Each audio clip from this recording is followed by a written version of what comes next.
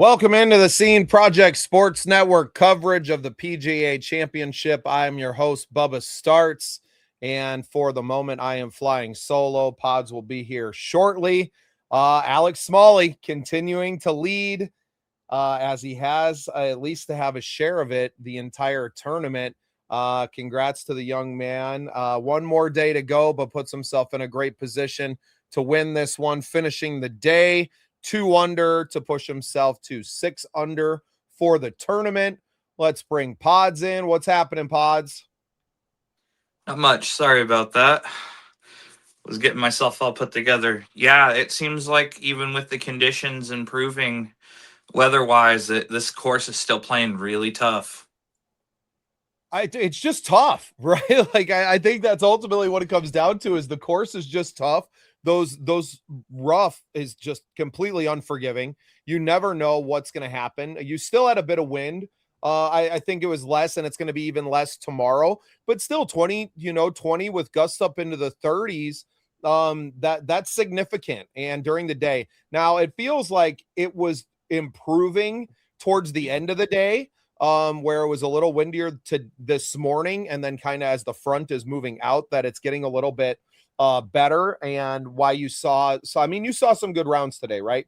You saw a couple of 65, bunch of 66, a lot of guys moving. Jon Rahm had a big day moving. Rory McIlroy had a big day. Should have finished with a share of the lead himself today, but bogeyed on 17, I do believe, to kind of drop him back down. But you got so many guys that are just within striking range now. But what can you do? And I didn't realize this course was a par 70. So it's obviously a shorter course to begin with, not a lot of distance. So it's par 70. So even not a lot of chance out there for eagles, which is how some of these guys survive, right? Is hitting that long ball, being able to drive the green in 2 on these par 5s, and now not having that, that advantage in there. I think it's affecting some of the long ball hitters that rely heavily on that distance. Yeah, there's not a lot of par 4s you can drive to, even if you're a longer driver of the golf ball. So I think there's like maybe 1, 2 that you can drive, and even those are risky because I know this is going to seem a little irrelevant, but it's not. I played I played the PGA 2K25 golf game. Like when I'm relaxing with my friends, and we played the course. We played Aramic, and it's a tough course. Ouch. So, ouch. It's really like there's bunkers everywhere. The greens are protected, and the slope and the greens themselves are nasty. Like they slope. They slope. They're fast. I don't know how these guys, honestly, after playing it probably about 5-6 times last night, I really don't know how the leader right now isn't like only at minus like 3. Still, it's so hard. Brian Campbell shot a plus 12 today. Yeah. Jarvis with a plus 8. Kern with a plus 7. It's still doing damage, right? A couple of plus 4s in here, plus 5, right? So a lot of people still finishing well out of what they would usually finish at on a different tournament, and not a lot of water hazards. It's just this course can eat you up. And even a guy like Scotty Scheffler, who had a couple of bogeys out there to get today, shot 1 over on the day, unlike him to do so. But it really speaks to the challenging nature of this course in general. Now, you did have a few, like I mentioned, Rory obviously had himself a good day. Justin Rose shot 5 under. Chris Kirk shot 5 under today. So you had some guys that figured it out a little bit. But Alex Smalley continues to be consistent round after round after round. And that's what's put him in a position now to lead this tournament by 2 strokes. Not a commanding lead by any means, but if he goes out there and does it again, I don't see anyone really being able to truly catch him, right? Whoever moved today would have to do the same thing today. I think Rahm is probably the biggest name out there to kind of watch for. Obviously, McIlroy at 4 under, or at 3 under rather, shooting a 4 under today.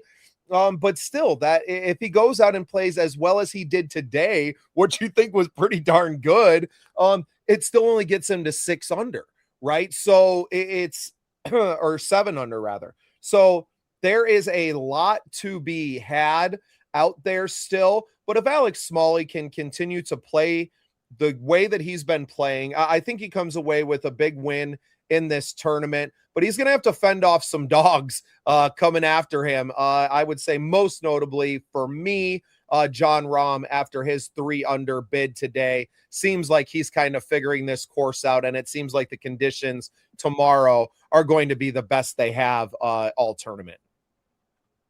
Yeah, I still think when it comes to Alex Smalley, if he can do this again, he's probably going to win the tournament going in at, I don't know, -8, -9. Rahm, like you said, Rombo, McIlroy, they're going to have, Rose even, they're going to have another round, at probably even a better round than they had today. And they had a pretty good round by all stretches of the imagination.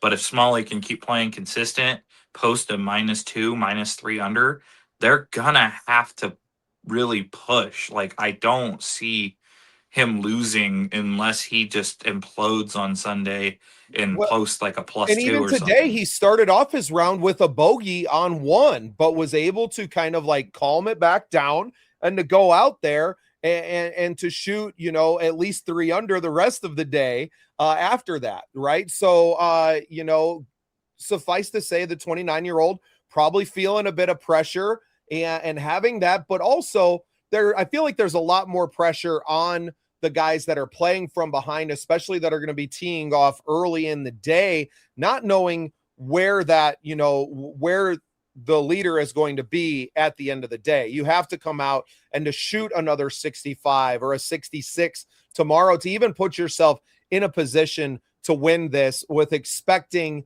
that, Smalley and Rahm are going to post, this 2, 3, 4 under range that, he's kind of been in over the course of the week. So it's going to be a really awesome finish, like you said, and Smalley could implode, right? It could be one bad hole that kind of sinks any one of these players off the leaderboard and out of the tournament.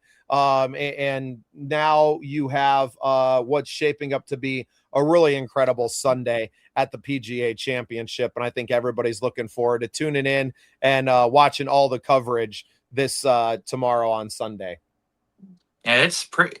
I mean, yes, he's up by 2, but it's still very gettable. Like the lead is, because Smalley, and again, Smalley is like a younger Rahm, just consistent.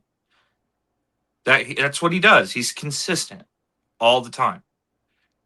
Now, do I think that he's going to have a different experience tomorrow? Absolutely, because I don't think Smalley has been leading in a major tournament going into Sunday ever. So this is going to be very new. It's one thing to be leading in a regular tour event. It's a whole nother thing to be leading the PGA Championship going into the last day. No doubt. No doubt. And going to be feeling that pressure. How does the 29-year-old Smalley handle that? This would be his first major win, if I'm not mistaken. But he's played really good golf this year. I think today, I heard the coverage say that he's had 5 top 25 finishes. So he's been swinging fairly well. Did not play in the Masters, so doesn't have, any of that experience as far as the major. Hey, he wins this. He gets an automatic bid. Right. Well, which, you know what, I hope he does hang on to there. It's nice to see some new names always towards the top of the leaderboard, and really incredible run that he's been on. It's extremely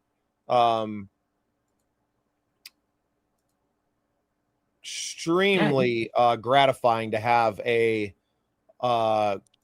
group of people. Sorry, I'm trying to find some photos from today. I had some golf experiences of my own today, but It's extremely gratifying to see some new blood as well up there leading the pack versus just, Rory, Rahm, Scheffler. Like, it's nice to see, these last couple of weeks, especially, you know, post Masters, seeing. I'm gonna sneeze. Excuse me.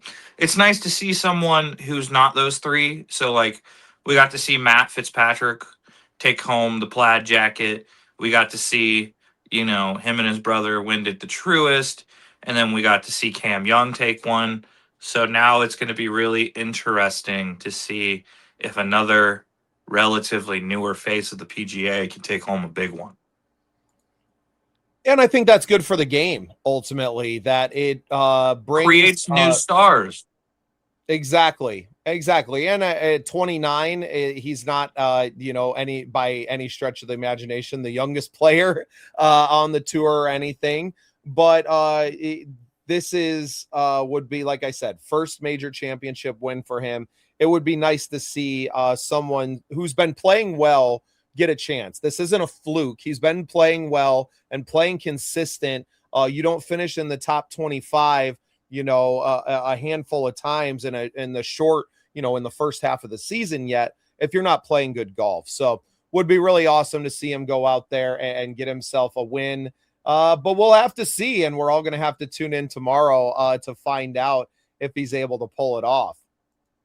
Yeah, I would have to argue too, when it comes to golf, anyway, that the primes are very different than your traditional sports like soccer, football, baseball, basketball. You can play golf professionally, even if you get a late start, until you're like 50.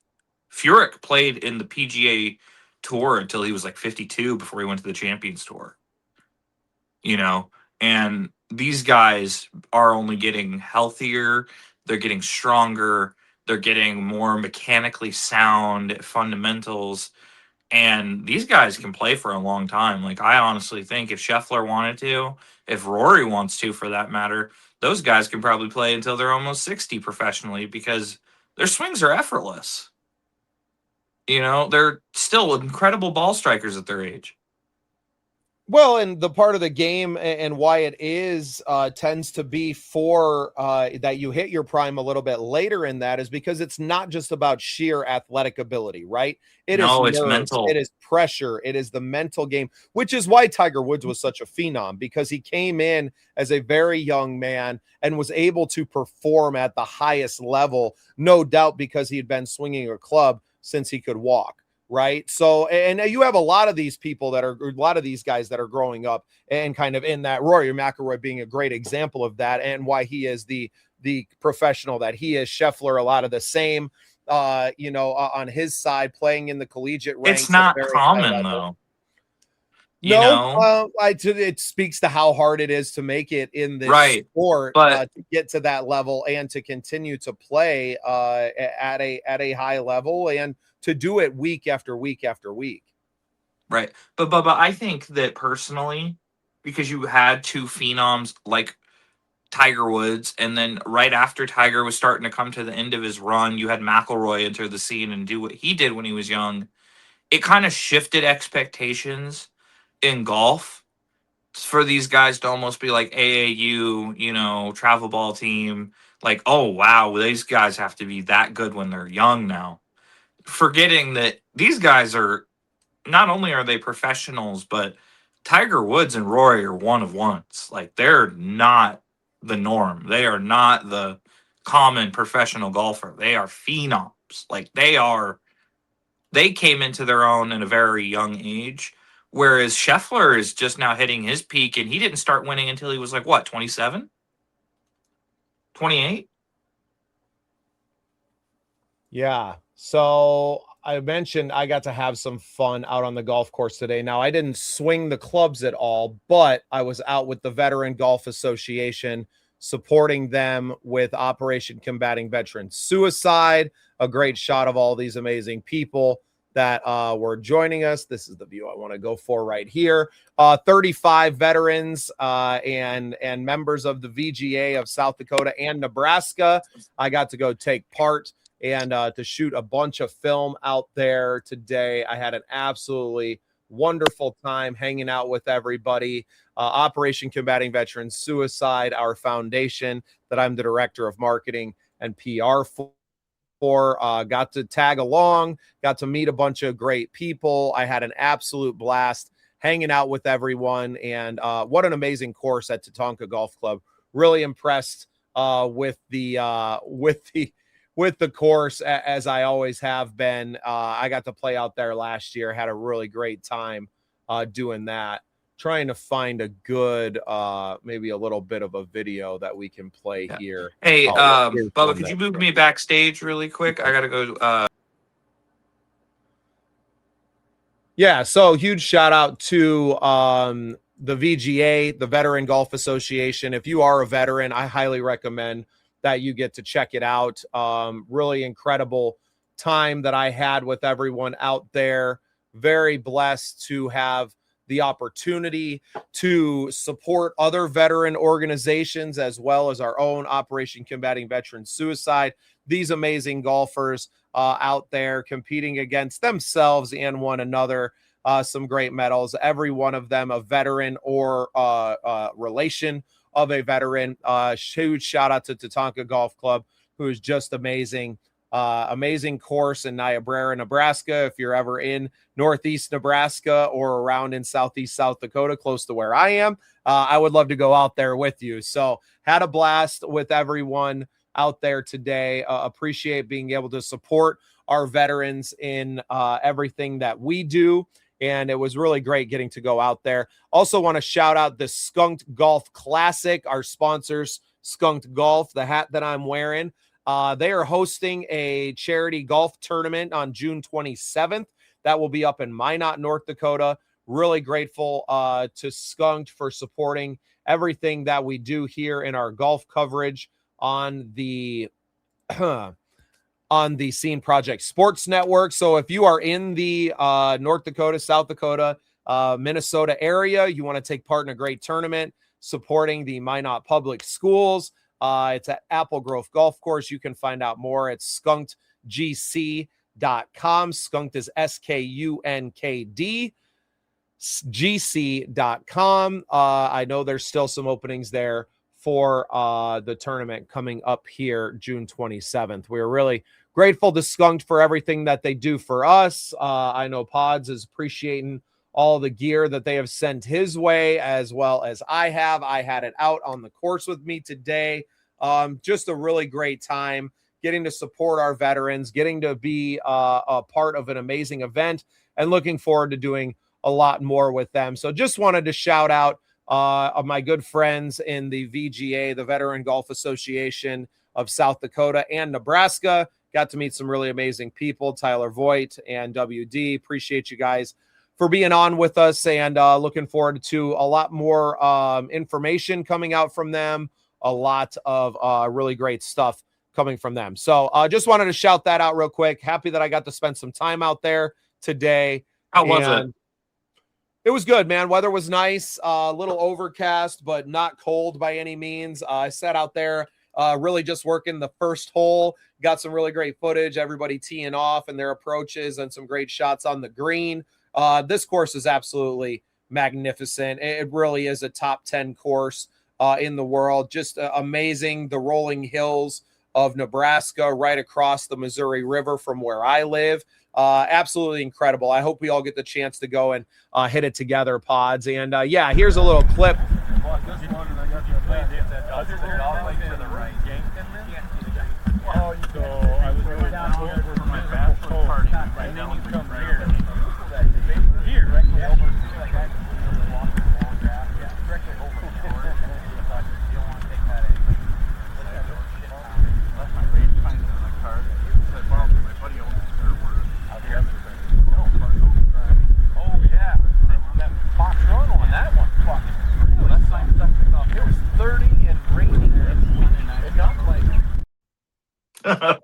Pottery, you can see the course just absolutely amazing. The way it comes off a one there and then down the hill, and you play coming through the valley. There's a couple of spots where you come up on the hill, you're driving across creeks, and challenging. I mean, the course is extremely challenging, but absolutely beautiful. It's in such great shape all the time. And shout out to Troy Harder, the PGA pro over there. Just a really great guy. Allowed me to go out last year and hit 9 just to shoot some content and everything.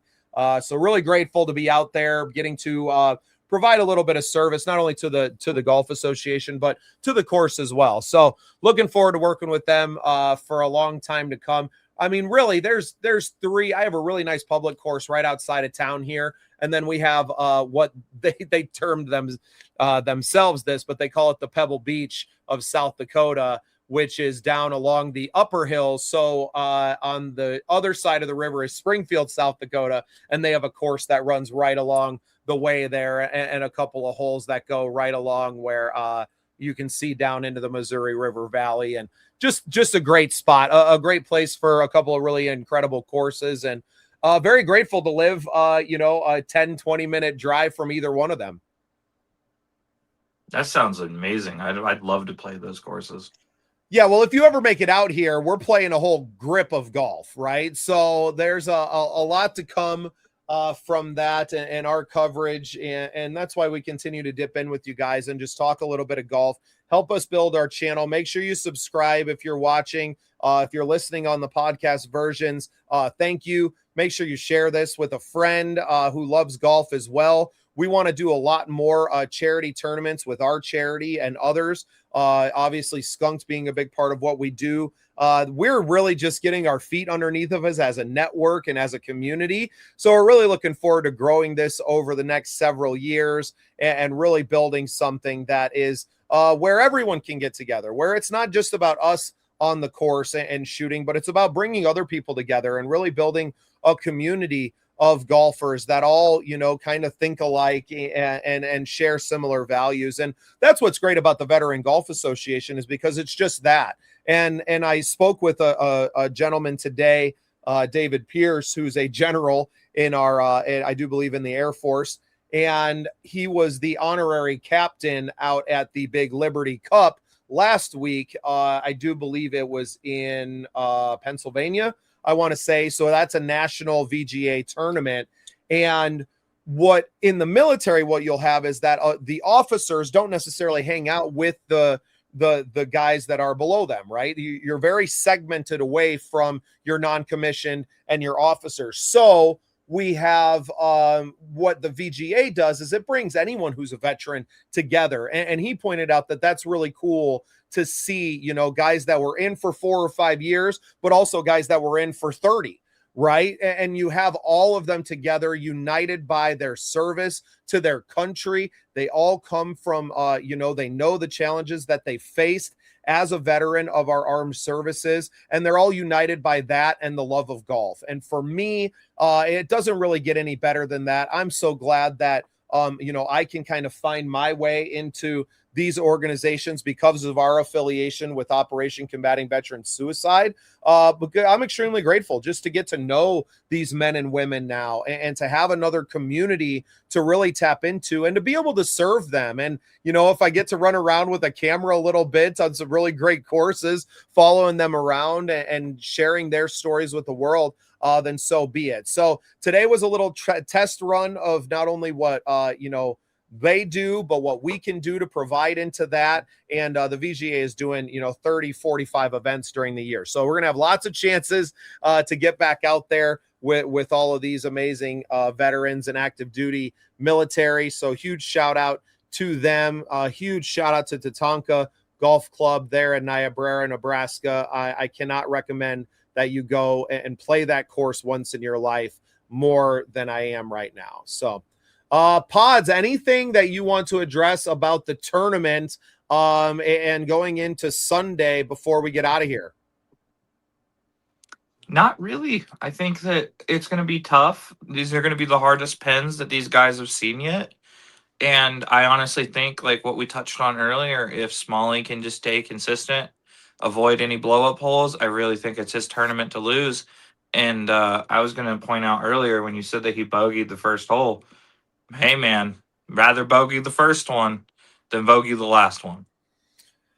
Yeah, especially if it's going to cost you. And it looked like Rory was going to put himself in a position to enter the clubhouse as as the leader earlier today, and bogeyed on 17, saved his par on 18 after a pretty difficult shot. But this course, and with the way that the course turns so much, right? It's going back and forth, that sometimes you're hitting into the wind and you're having to club up maybe one or two, and then the other way, the wind's behind you and it carries that ball an extra 15 feet, taking you from landing on the green with a nice chance at a birdie putt to putting you 15 feet beyond the green in this thick rough, scrambling to try and save a bogey, right? So this course is one of the toughest that I've ever seen out here, as far as, especially being just a par 70, right?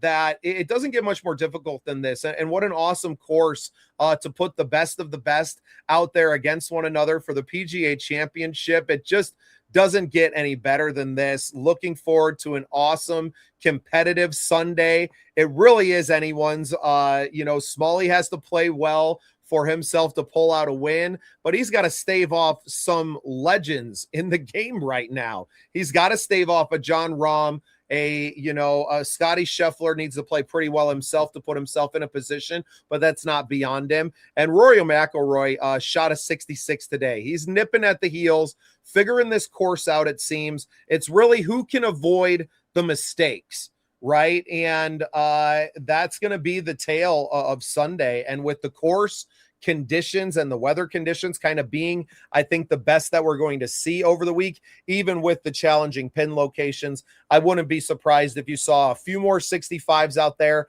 maybe a 64, and maybe that's exactly what it's going to take from somebody to beat out Smalley, because it seems like he's got this course kind of dialed in right now and has performed through all of the really difficult times well. So maybe it's the 29-year-old Alex Smalley who goes out and has himself a day tomorrow, shoots a 65, and really runs away with this one. Only time will tell. We'll all be tuning in tomorrow.